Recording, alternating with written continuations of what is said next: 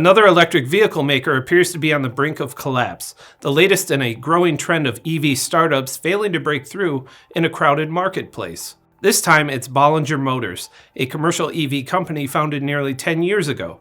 According to the Detroit News, the company, which was acquired by Mullen Automotive in 2022, has been struggling to pay employees, contribute to 401k accounts, and cover debts. Those debts include a $10 million loan from founder Robert Bollinger, who earlier this year filed a lawsuit against the company, claiming that it was broke and that production had stopped. Now Bollinger has been placed into court-ordered receivership, which will figure out what to do with the company's remaining assets. The financial struggles for Bollinger come shortly after the company announced its B4 chassis cab, an all-electric Class 4 commercial truck. Production for the vehicle began last year in Michigan, but as the report points out, sales have been slow for the nearly $140,000 truck, with only 2 sold in the past month and about 40 in inventory. Bollinger had partnered with Roush Industries to build its B4 trucks, but production had stopped in January, and now the company is completely locked out of the facility after missing $1.8 million in payments.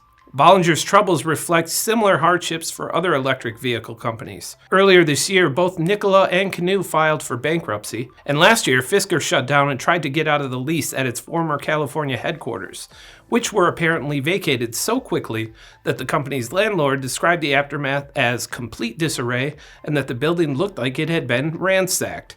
I'm Ben Munson, and this is Manufacturing Now.